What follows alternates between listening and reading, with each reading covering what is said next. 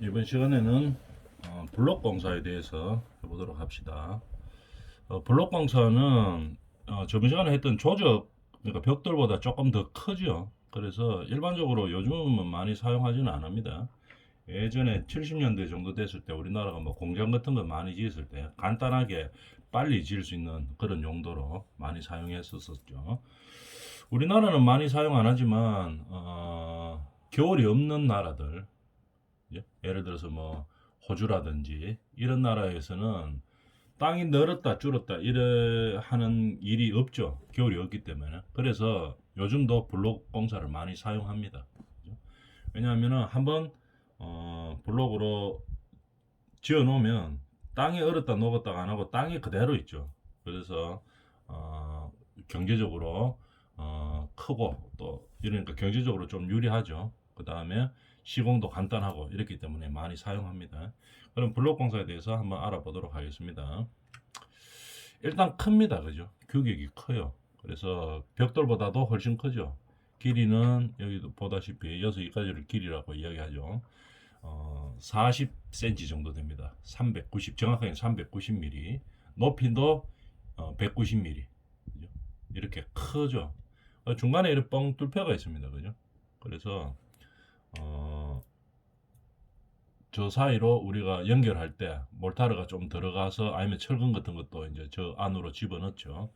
그렇게 해서 이제 유지가 되는 겁니다. 그래서 경제적이죠. 빠르고 빨리 질 수 있고 그 다음에 재료비도 좀 적게 들어가고 그런 용도로 많이 썼었습니다. 우리나라에서는 옛날에. 자, 그래서 블록의 종류에 대해서 한번 쭉 봅니다. 뭐 이런 기본 블록이 있고, 그 다음에 뭐 모양을 좀 내놓은 것도 있고, 이제 그렇죠. 이런 블록이 종류가 있고, 그 다음에 하는 방법에 대해서 한번 쌓는 방법에 대해서 한번 볼까요? 단순 조적 블록 구조. 블록을 몰타르로 접착하여 쌓아 올리거나 수평 줄눈에 철망을 넣어 보강한다. 이렇게 되어 있죠. 근데 이게 그림으로 한번 볼까요? 여기서 보면 여기가 바닥이 이제 기초면이라고 보고 우리가 이제 조적하고 쌓는 방법은 비슷합니다. 이렇게 한 줄씩 쌓아 올리는데 이또 수평줄을 놓고 이제 그 줄에 맞춰서 수평에 맞게 쌓아 올리겠죠. 근데 조적하고 다른 것은 이 블록은 구멍이 있죠. 중간에 이렇게 여기 보통 3개의 구멍이 있습니다. 그래서 철근을 이 안에다 집어넣어요. 수직근 집어넣고 그 다음에 옆으로 수평근도 넣고 보강을 하는 거죠. 수직근 넣고 수평근 넣고 이렇게 보강을 합니다. 그 다음에 보강을 한 다음에 위에다가 이제 몰타르를 놓게 되겠죠. 그러면 몰타르를 놓으면은 철근하고 몰타르하고 같이 양생이 되겠죠. 그러면서 밑에 있는 블록과 위에 있는 블록이 딱 붙게 되는 그런 형태가 되어 있습니다. 블록 조적은 우리 수평근으로 보강을 하는 경우도 있습니다. 근데 조적 벽돌에서는 뭐 보강 없이도 그냥 바로 해도 되죠. 왜냐면 작고 이 구멍이 없죠. 그냥 시멘트로 딱 되어 있기 때문에 접착만 잘 되면 뭐 우리나라에서 사용하는 2층 정도의 뭐 단독주택 이 정도는 다 구조적으로 커버할 수 있습니다. 근데 이 블록은 보면은 중간에 구멍이 있기 때문에 반드시 뭡니까? 이 철근으로 연결시킵니다. 철근. 보통 블록 하나에 하나씩 이렇게 꼽습니다. 철근 하나. 더 강하게 하려면 2개 꼽든지 3개 꼽든지 하면 되겠죠. 수직근을 넣고. 그 다음에 수평근을 매 켜마다 이렇게 한 줄에 하나씩 놓으면 상당히 좋죠. 더 구조적으로 좋기도 하지만 그렇게 안 하고 보통 뭐 한 3단 정도에 하나 정도 이렇게 놓습니다. 구조적으로 계산해 봐야 되겠죠. 이렇게 철근을 놓고 그 다음에 몰타르를 넣는 거죠. 이 사진에 보면은 수직근 하나 있고 그 다음에 수평근을 이렇게 이제 배치를 했죠. 요 수평근 있네요. 그 다음에 이제 몰타르를 놓게 되면은 이 몰타르 안에 철근이 딱 같이 연결이 되죠. 그래서 이제 굳어지는 양생이 되면서 단단하게 굳어지는 그런 형태가 되는 겁니다. 그러면 이 뚫혀져 있는 구멍, 3개 구멍이 있죠. 그죠? 이 안에 뭡니까? 몰타르를 빽빽하게 집어넣어야 됩니다. 그죠? 철근도 있고, 그 다음에 몰타르를 집어넣게 되겠죠. 그죠? 콘크리트도 집어넣을 수도 있습니다. 그죠? 이렇게 해가지고 하면 콘크리트 넣으면 더 단단하게 되겠죠. 최소한도로 몰타르라도 이제 채워 넣고 그 다음에 이렇게 철근을 보강해서 연결을 시키는 겁니다. 요 빈대 몰타르나 콘크리트를 안 채워 넣으면 어떻게 됩니까? 구조적으로 너무 약하죠. 그래서 빽빽하게 채워 넣어줘야 됩니다.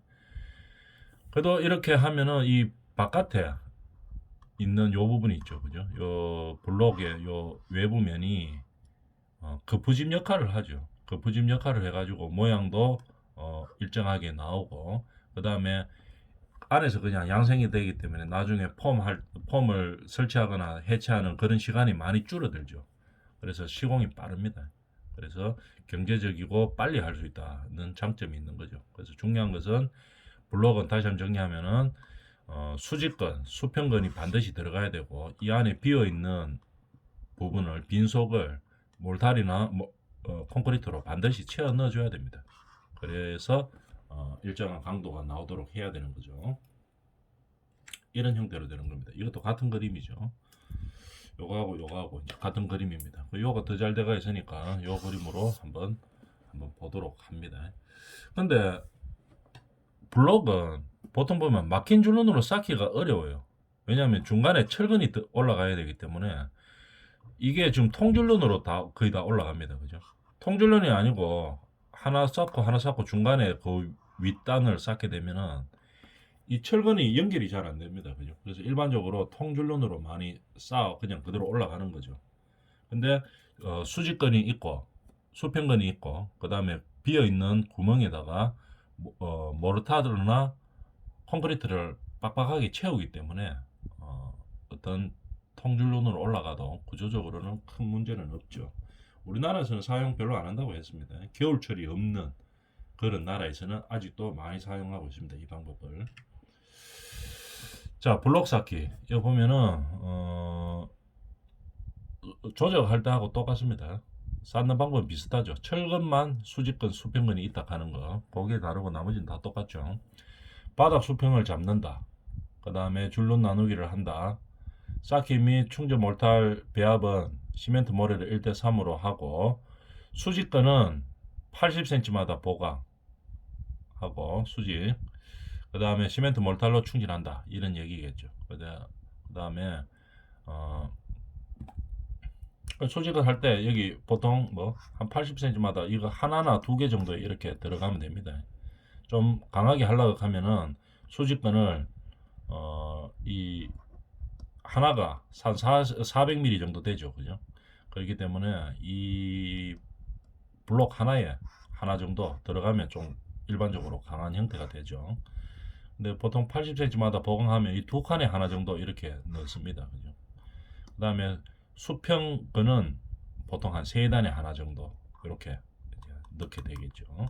줄눈은 똑같이 한 10mm 정도 되고 1일 쌓기 높이는 한 1.5m 정도.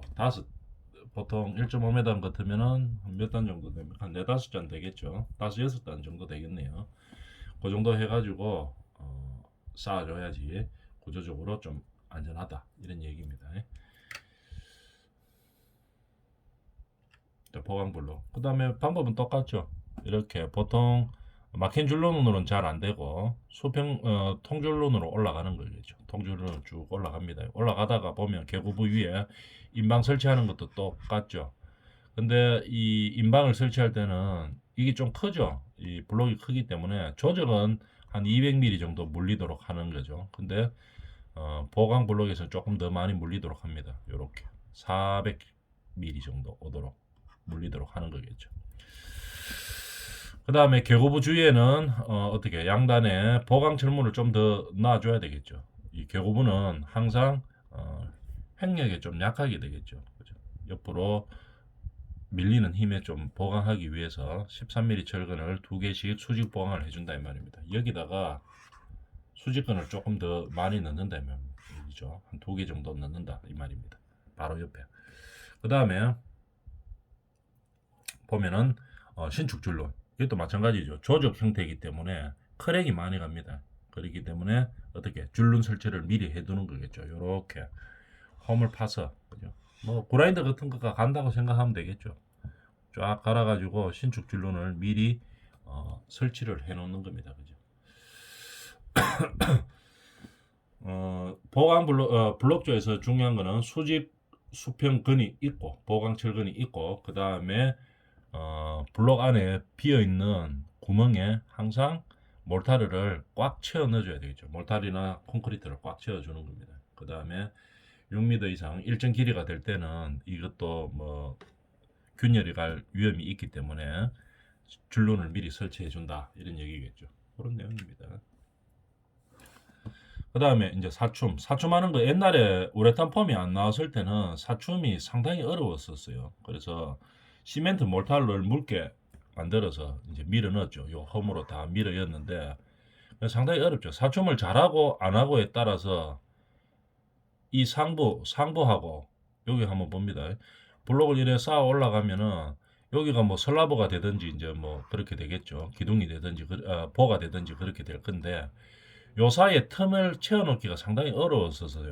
옛날에는. 근데 그래서 이 사춤을 잘하나 못하느냐에 따라서 이 구조적으로 안정되냐 안 되냐 그런 게 이제 문제가 있었었죠.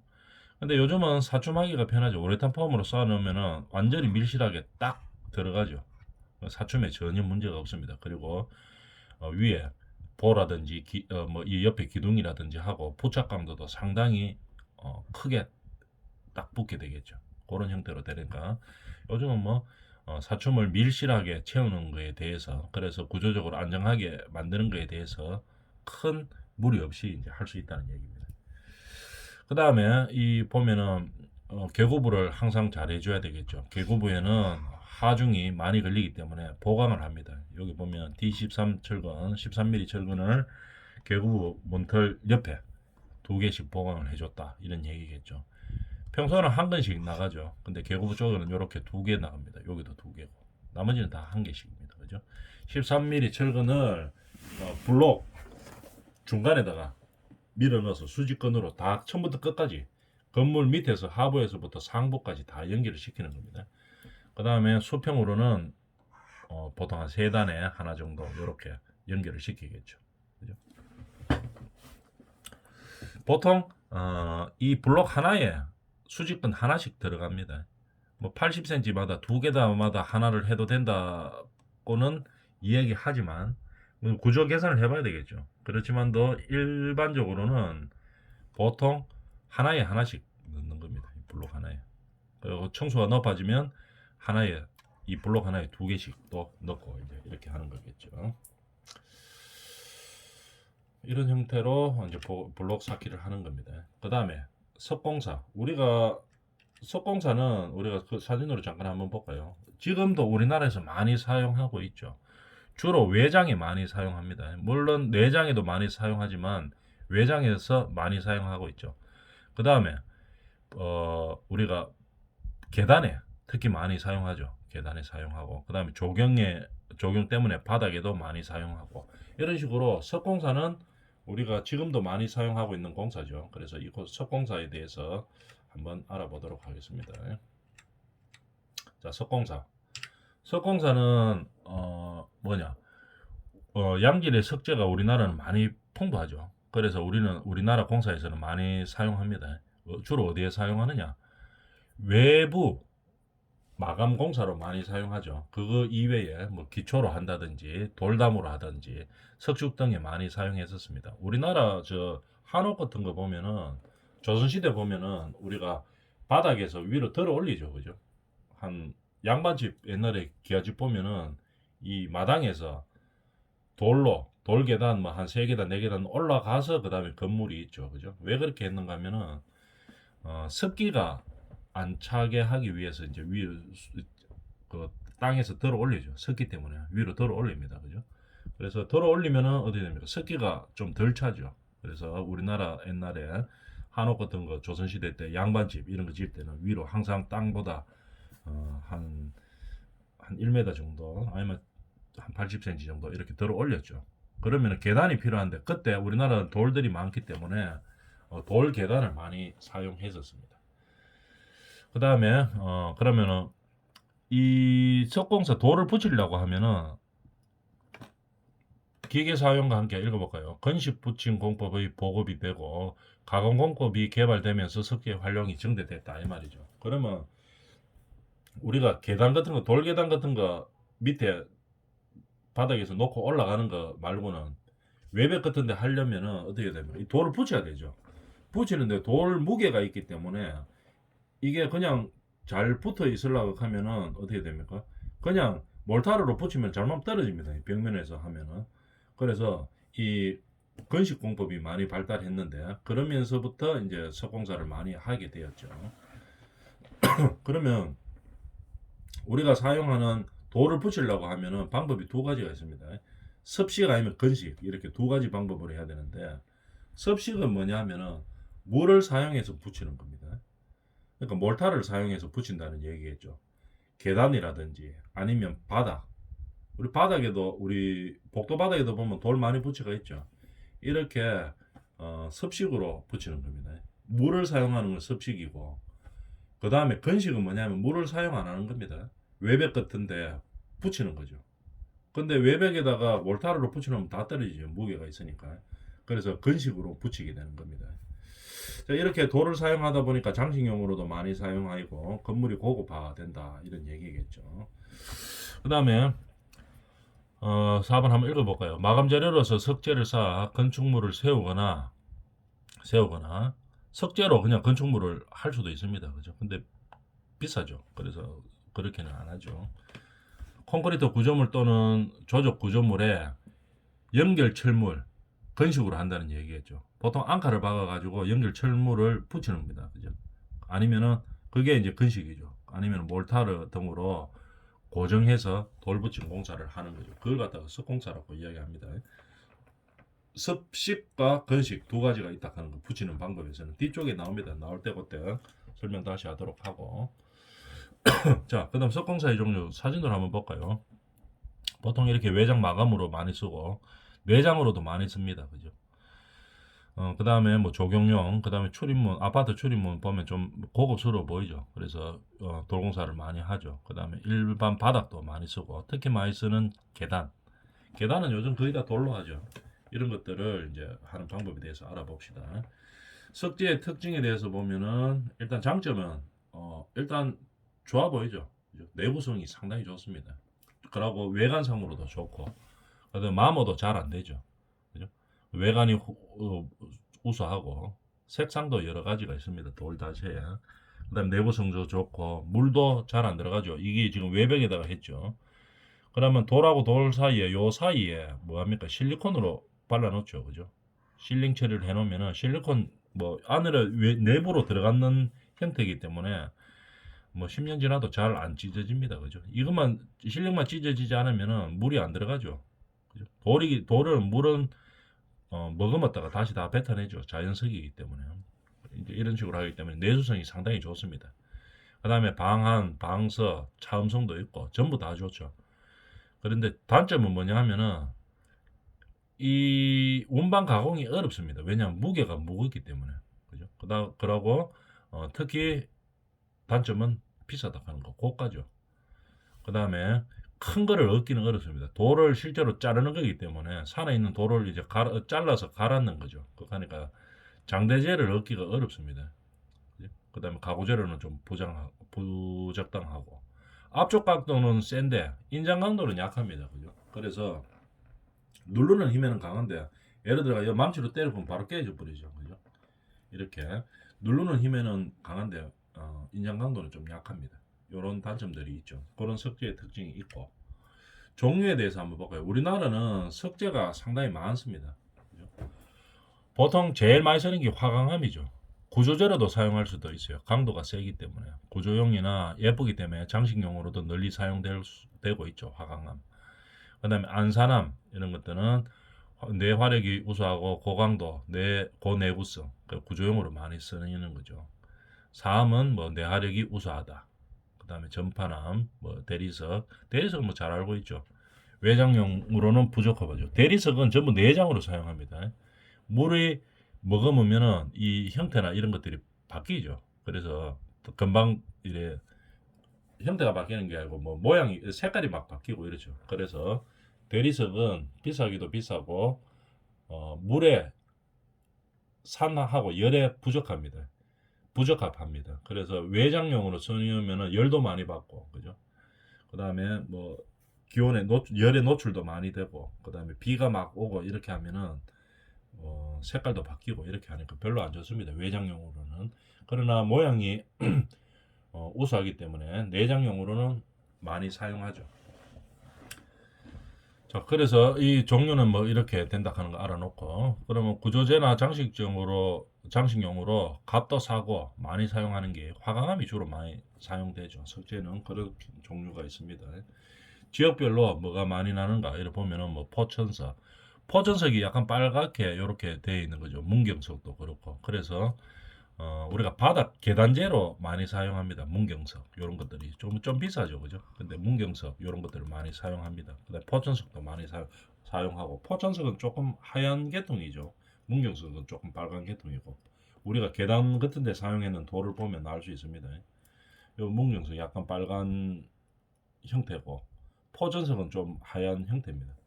근데 우리나라는 생산은 좀 많이 되는데 좀 비싸죠.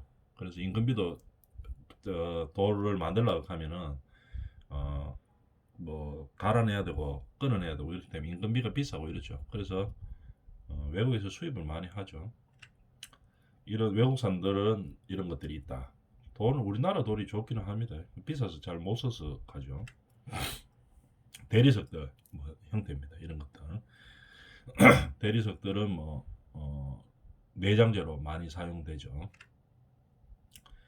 이런 돌들이 있다 하는 거 알아놔주면 되겠습니다. 그 다음에 이런 자연석 말고 인조석들, 돌 가루로 만든 거죠. 돌이 가루로 만들었기 때문에 우리가 원하는 모양으로 쉽게 낼 수 있습니다. 찍어서 내면 되기 때문에 주로 어디 사용되나? 싱크대 상판, 여기 많이 사용되죠. 인조석, 돌 가루로 찍어서 만들어내는 거죠. 이런 겁니다. 그러면은 시공 순서에 대해서 한번 볼까요? 돌 공사를 하려고 하면은 이 계획을 잘 잡아야 됩니다. 왜냐하면은 돌은 딱딱딱 끼어가지고 마지막 우리가 외장을 한다 이래 되면 한 면이 딱 끝나야 되겠죠. 완전히 오차가 이런 게 있으면 안 됩니다. 그죠? 그래서 정확하게 딱 나와야 되기 때문에 도면과 공정 계획서에 따라서 하는 겁니다. 그죠? 도면을 그리고 실제로 석공사 돌 붙이는 도면을 그리는 겁니다. 그 다음에 공정 계획을 잡는 거지겠죠. 그 다음에 조그만 공사에는 그래 안 하지만 좀 큰데 큰 공사에 하려고 하면은 실물 모형도 제작을 합니다. 모형을 제작하고 색감이나 뭐 이런 색상이나 이런 거를 미리 보기 위해서 한번 해보는 거겠죠. 견본을 만든다 이 말입니다. 시공 정도를 나타내는 견본을 제작하고, 석공사를 제작하기 전에 그 다음에 뭐 이렇게 하면 되겠습니까 하고 이제 설계자한테 이제 허가를 받고 이렇게 하죠. 색상이라든지 이런 것들을 미리 보는 겁니다. 그 다음에 이거는 한번 예를 들어서 외장면을 우리가 돌로 시공을 하는데 중간에 하다 돌이 모자랐어요. 아니면 돌이 좀 뭐 어디 공사하다 깨져가지고 여유분이 없어가지고 모자랐다. 그래서 이제 다른 그때 왔는 물건 말고 또 추가로 시켰습니다. 그러면 어떻게 되는가 하면 인조석이 아니고 자연석이기 때문에 보면 색깔도 막 다르고 이래요. 그래서 한 번에 와야 되죠. 한 번에 오고 한 번에 공사가 끝나야 됩니다. 중간에 모자라가 다시 뭐 어디 주문해가 넣고 이러면은 색깔이 다르게 나오기가 쉽죠. 그러면 이거 완전 공사 다 해놓고 이거 큰일 나는 겁니다. 색깔이 이색지고 이러면 다르면은. 그렇기 때문에 시킬 때 할정률도 충분히 감안해서 시켜야 되고, 그 다음에 이제 실물 제작을 해가지고 정확하게 딱 떨어져야 되겠죠. 석공사 도면도 그리고 이렇게 해가지고 하다가 이거 잘못됐는데 다시 합시다. 이 다시가 안 돼요. 이 석공사는. 왜냐하면 벌써 잘라가 왔기 때문에. 그죠? 다시 주문하는데도 시간도 많이 걸리고, 특히 색깔이 달라질 수가 있기 때문에 정확하게 도면을 그려가지고 한 번에 딱 끝내야 된다는 얘기죠. 다시 가는 게 없습니다. 이 석공사는. 할 수는 있겠지만 그러면 이제 문제가 많이 발생하기 때문에, 그래서 검사 기준도 완벽하게 해서 한꺼번에 보관도 잘하고 그 다음에 설치도 잘하고, 그래서 시방서나 지침서에 준해서 이제 그렇게 공사를 해야 되는 거겠죠. 그러면 이제 시공 순서에 대해서 보면은 그럼 시공을 어떻게 할 것이냐? 우리가 돌은 뭡니까? 자연석이기 때문에 일단 가공을 해야 되겠죠. 우리가 필요로 하는 규격이 있습니다. 뭐 450이면 450, 뭐 600이면 600 이런 식으로 돼가 있는데 이렇게 잘 잘라서 그 다음에 시공하는 방법들이 뭐 가지고 이런 형태로 규격 사이즈로 잘라서 가지고 오는 거죠. 그럼 가지고 오면은 현장에서 공사를 하죠. 그래서 공사를 할 때 습식이냐 건식이냐 이 두 가지 방법으로 이제 붙여서 용도에 따라서 하는 거죠. 그런 시공 순서에 대해서는 다음 시간에 하도록 하겠습니다.